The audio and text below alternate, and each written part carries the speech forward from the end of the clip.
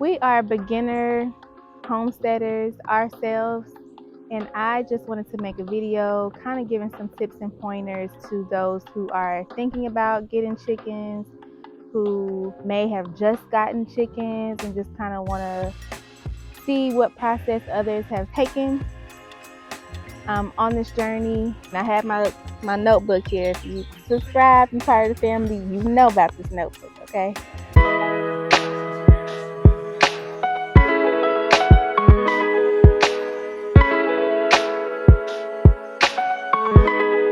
Hey y'all, welcome back to the greenhouse. We are here with another video today. Today we are going to talk about 5 steps to raising chickens for beginners. We are beginner homesteaders ourselves, and I just wanted to make a video kind of giving some tips and pointers to those who are thinking about getting chickens, who, may have just gotten chickens and just kind of want to see what process others have taken on this journey. I know when we first started, I had no idea how to raise chickens at all, and I was, of course, binging YouTube videos on what to do.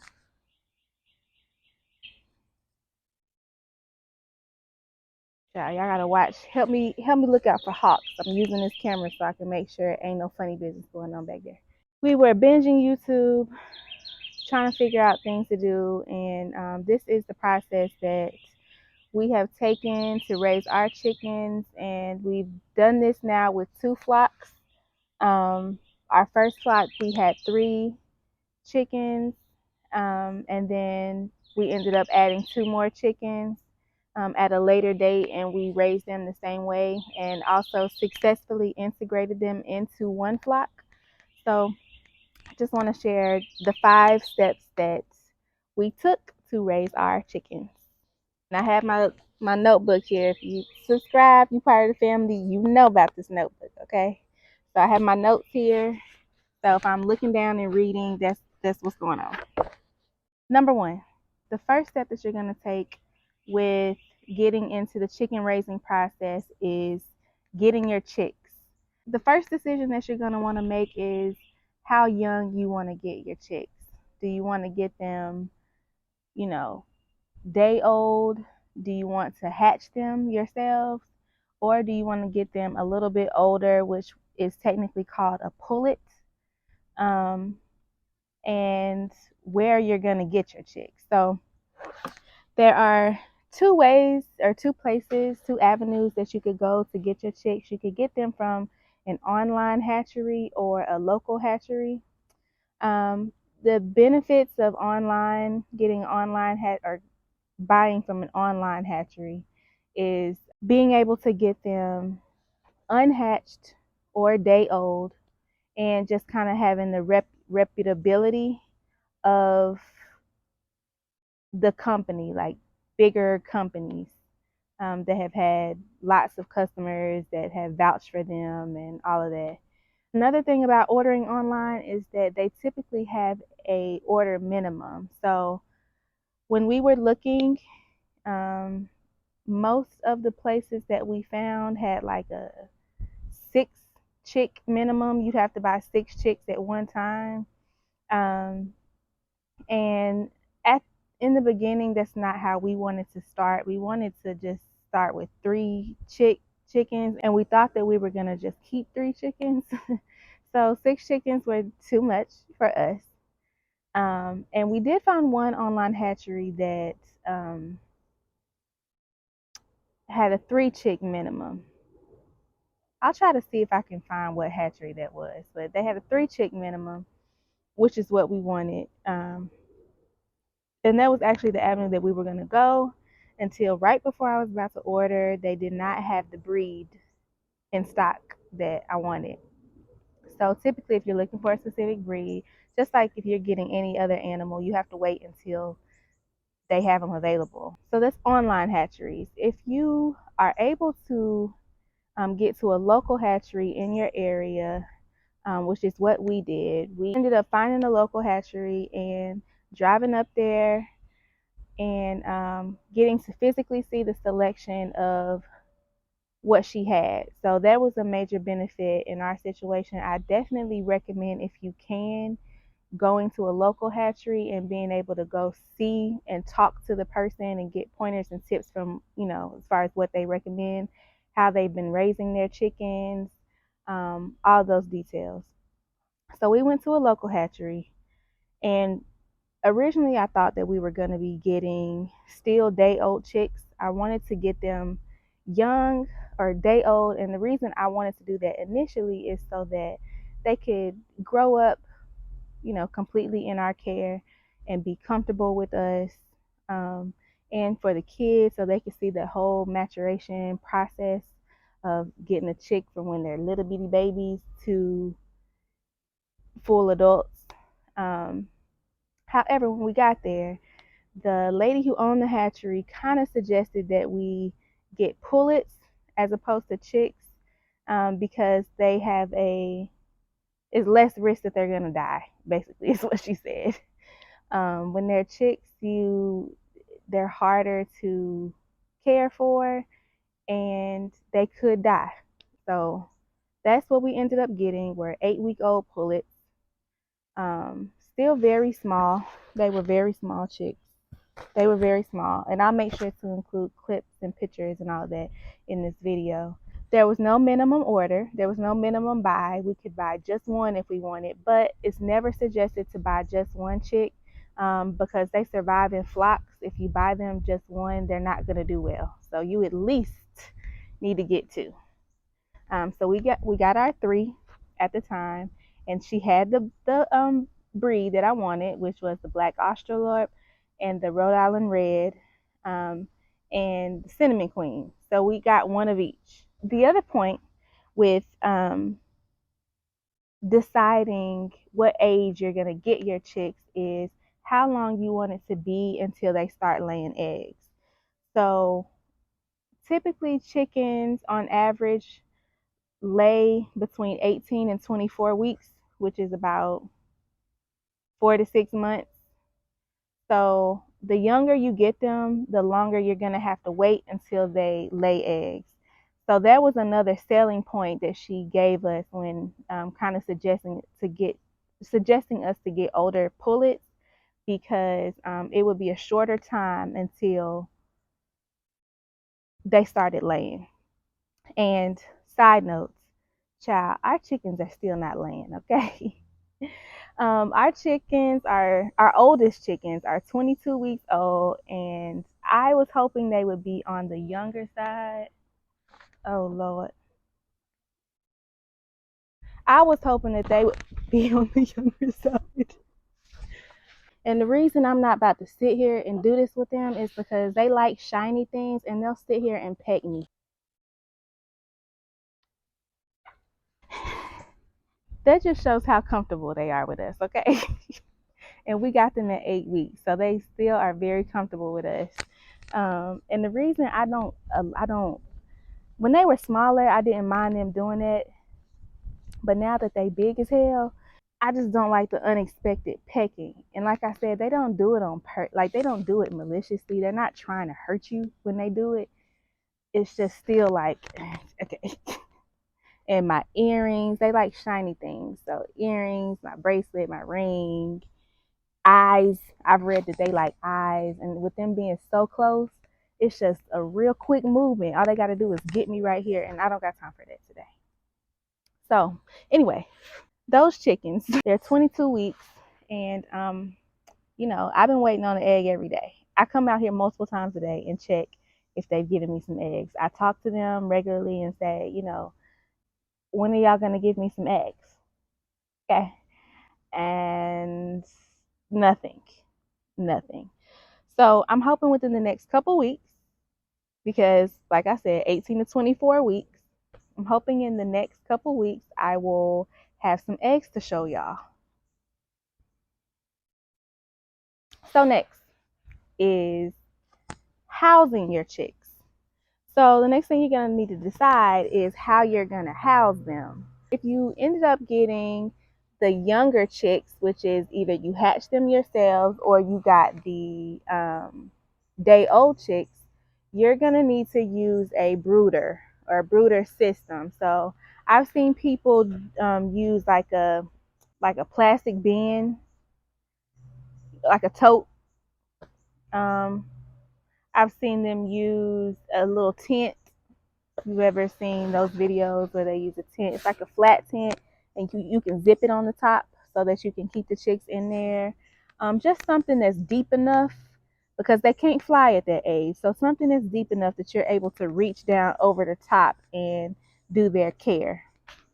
Um, you would also need a lamp or a light, a heating light, or a brooder. I think it's also called a brooder, which is like a hot plate. And what that does is the mimics the like sitting under the mother hen.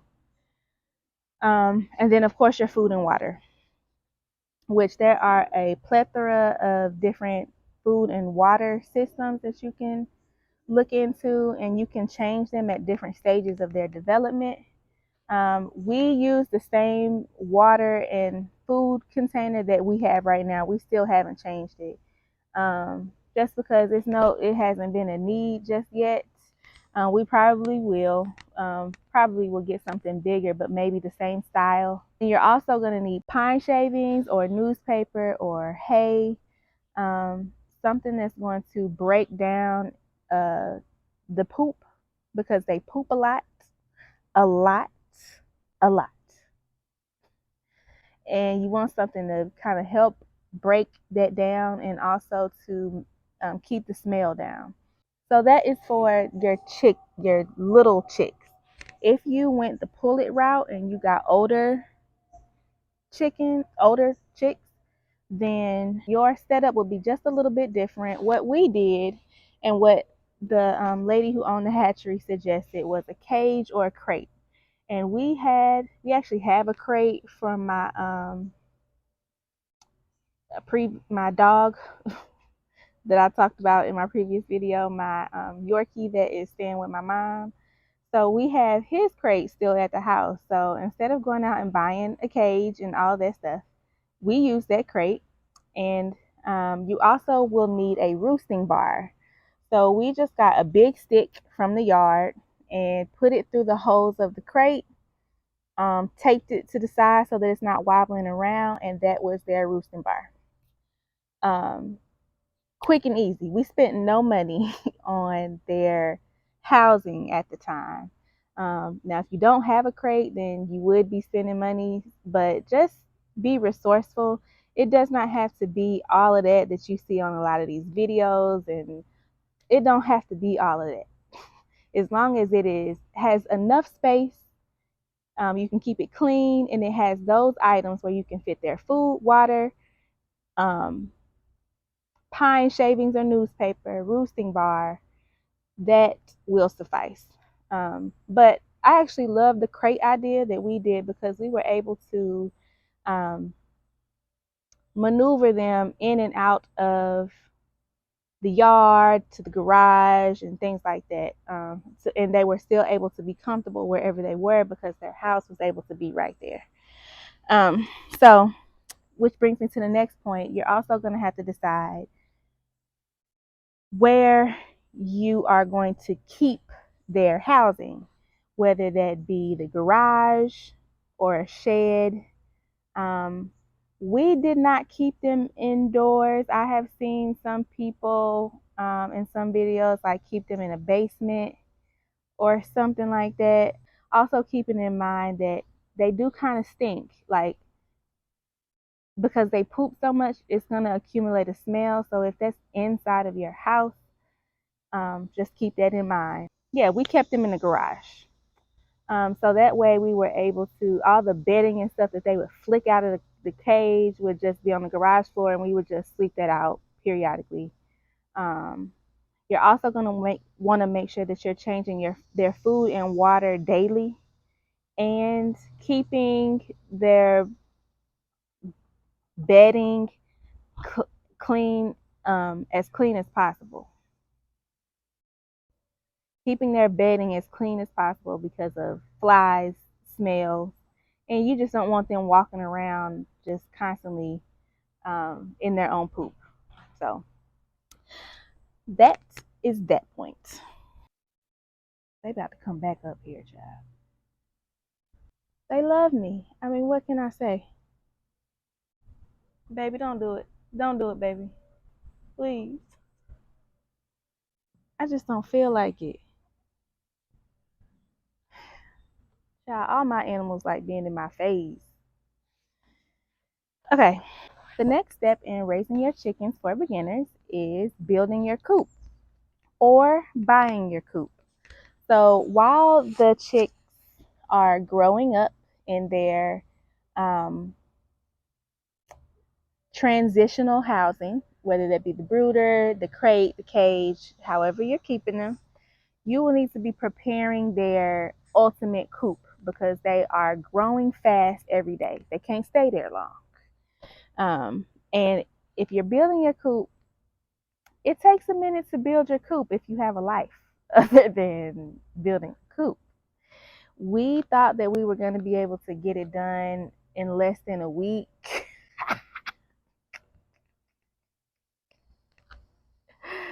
Ooh, child. That was funny. So as a beginner, keep that in mind. It takes a minute. It takes a minute. If you're not a professional at this, and we do building all the time. Aaron is definitely not a beginner builder. He know what he's doing, but we came across many hiccups in this process. Many hiccups. So just make sure that you are allotting that time for yourself and factoring that in this process. It took us 2 weeks to build this coop. We thought it was going to take about 4 days, and it took 2 weeks. And again, this is from, we're not beginner builders or DIYers. We're not beginners with that. So if you are a beginner with that, it may take you even more time. So just keep that in mind. That may be the difference of if you want to get chicks or pullets. May be the difference. But because pullets are going to be ready to go to get in the coop a lot quicker. The chickens were definitely growing very fast, and they were very crowded in that crate by the time we finished. In a matter of 2 weeks, they were way too big for that, and there's 3 of them in there. Way too big for that crate, so factor that time frame in. I can make a separate video on like extreme details of the coop, but I'm just going to go over the basics of what you're going to need in your coop. This is just the basics, but let me know in the comments below if you want a more detailed tour, which we already did one, but if there are more specific things that we need to go into, I'll be happy to do that. So just let me know in the comments. But in the coop, you're going to need the actual coop. The actual coop is right here where the door is. The structure at the top is the actual coop. That is your enclosed area that has your roosting bar, and it has a full roof. Roosting bar, again, because chickens roost, that's how they sleep. They roost up high. It also has your nesting boxes, which I'll link our tour, our coop tour to this video if I can figure out how to do that. But your nesting boxes, it needs a full roof because this is where the chickens will be in any weather: rain, sun, shine, snow, sleet, hail, any weather. It needs a protective roof to keep them safe from the elements. Now we opted to do a plexiglass door. There are some downfalls to that I can talk about in a separate video, but it needs a full door, whether that be plexiglass or wood. However, it needs a door that you can close. There are different designs of coops out there that you can do, but this is obviously the design that we chose. We have our coop up high so that we get extra run space on the bottom. So the next thing that your coop is going to need is a run. A run is where they can get out of the coop and just walk around and chill during the day. That run will need to be reinforced by hardware cloth, not chicken wire. Do not use chicken wire. Don't use chicken wire. Chicken wire keeps chickens from getting out, but it does not keep predators from getting in there. Pretty much every animal can get through chicken wire except for chickens. So don't use chicken wire. Your run will need to be reinforced with hardware cloth. On the sides, at the top, you can put a full roof at the top of your run, or you could do hardware cloth. We just have hardware cloth at the top of ours. So when it rains, it does get wet in there, but they have this coop space where they can go and stay dry. If your coop is up high, then you're going to need stairs coming down the coop so that they can get from the coop into the run. And you're going to need a door to close the coop at night. And that's just extra reinforcement from predators. If a predator was to get into the coop, then if a predator was to get into the run, then it's another protective layer that they would have to get through to get into the actual coop. For your coop size, you want to use 12 square feet, I believe. Ooh. Butterfly in the sky. What? I can go twice as high. Okay. Take a look. It's in a book. Let's go. A reading rainbow. Yeah. I don't know if that's 12 square feet. 1 square foot. Is it 1 square foot per bird? When I say 1 square foot, I mean 12 inches by 12 inches. I believe that's 1 square foot. I'm gonna double check to see. But you're gonna need 12 inches by 12 inches of space for each bird. That includes the roosting bar and the chicken coop. So if you have 3 chickens, you need at least 36 inches of roosting space, if that makes sense. And so forth. So you can, do the math from there on. The fourth step in raising your chickens is actually moving them into the coop. So now that your coop is finished, the next thing that you want to do is go ahead and get them chickens in there. Okay, they ready to go home. They ready. So what you want to do is, what I suggest is kind of integrating them slowly, because they have been in this transitional housing for a minute. So you don't want to just completely shell shock them by moving them immediately from one house to the next. I would suggest kind of introducing it as a process. So maybe during the day, you let them stay in the new house, and then at night, for the first couple nights, taking them back into their original transitional housing so that they feel more safe and secure. Or you can do that for just one night. Another method that you can do is bringing their transitional housing into the coop so that they can choose where they want to be. It took our chickens about 2 to 3 days to really feel completely comfortable in their coop. And that might have also been my comfort too. I was just afraid, I was really afraid of predators, even though we have a full fence. I was really afraid the predators was going to get them. So it could have been a little bit of me too. But overall, it was about a 3-day process of them 100% staying in their new house. The fifth step in raising your chickens is deciding your chicken's routine. So by that, what I mean is deciding how often you want to free range them and let them out of their coop. If you want your chickens to mainly be free range birds, that is my goal, is to have them free range as much as possible. And the reason why we do that is so that they can have a more organic diet and more organic, happy life. We love our chickens, so we want them to be free, not necessarily cooped up in a cage all day. So they free range this whole yard. I would suggest we try to do that as often during the day as possible. Um, but sometimes your schedule doesn't allow that. So I would suggest at least getting them out once a day so that they can, improve their foraging skills. Foraging, chickens forage. So forage is when they, kind of peck the yard and go and they look for their own food. Um, that is their primary nature. So that's what they want to do. And that ensures that they get a organic, healthy diet. So another point with free ranging them often is that you won't have to give them as many snacks.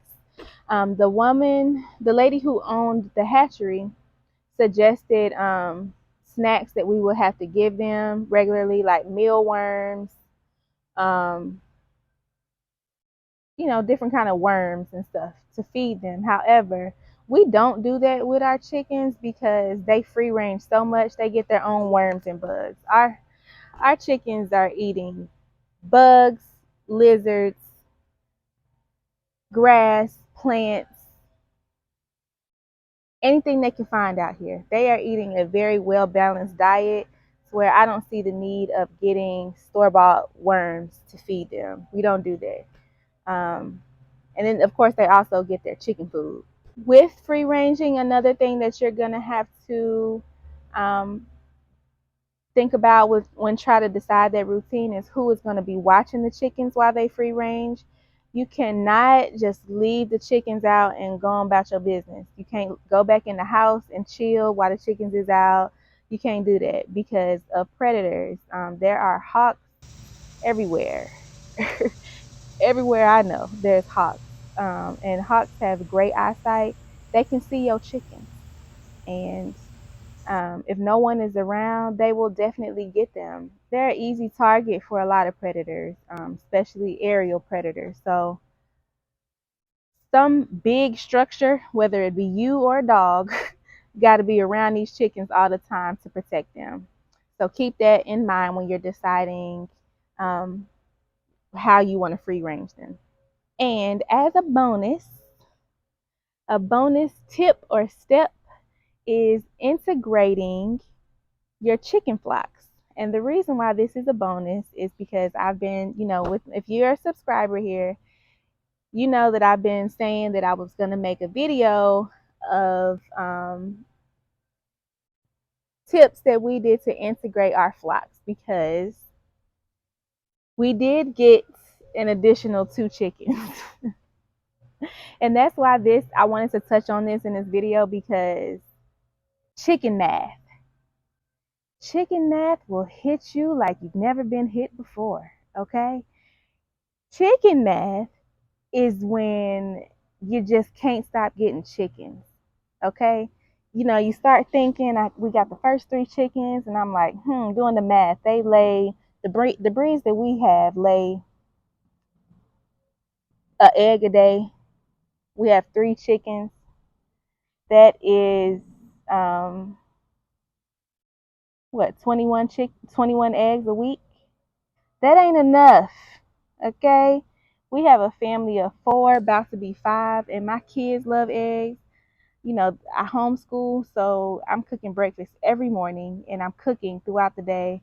21 eggs is not enough eggs, so we need more chickens, okay? So we went to go get more chickens. Chicken math. That is chicken math. And typically when you get into this game, you're going to feel it.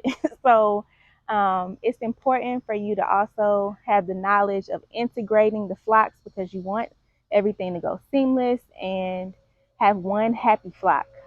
So just some precursor tips because I will make a separate video specifically on this topic. But these are just some precursor tips. What you're gonna want to do is start the process all over. Your new chickens, you're gonna do the same 5 steps that I just told you.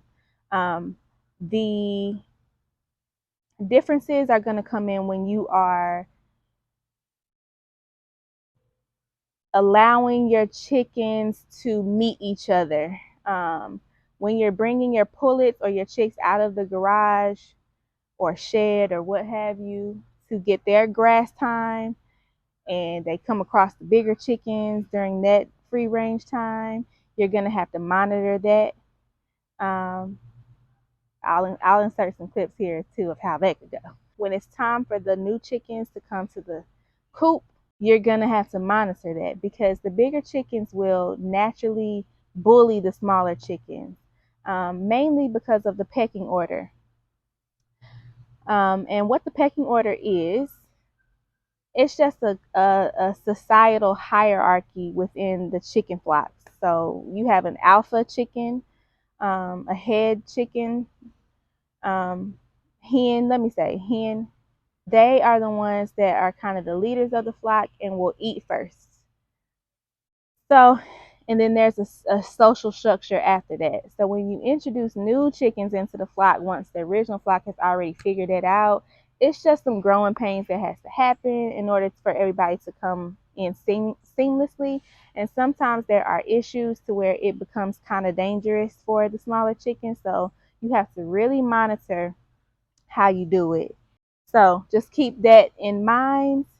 Like I said, I'm going to make a separate video on that. I wanted to make this video first because I wanted to just get the basics out of the way before I got to the second phase of the chicken math. I didn't want to start at number 2. I wanted to start at number 1, get those facts or those tips, get those tips out there, and then come out with the integrating videos. So those are the 5 steps in raising chickens for beginners from the greenhouse. I hope that you enjoyed this video. Please make sure you like, comment, and subscribe. Let us know your thoughts or what chickens you're looking into in the comments. I'd love to know. We're on the road to 500 subscribers. Please hit that subscribe button if you like our content. Please hit that subscribe button and help us get to 500 subscribers, where we will be investing in a camera to really upgrade the quality of the content that we post and just go all in with y'all. We rocking with YouTube, so we want to make this like a real investment. So please help us get to 500 subscribers. As always, it has been a pleasure. I pray that you all have a blessed and prosperous week. Until next time, love and light.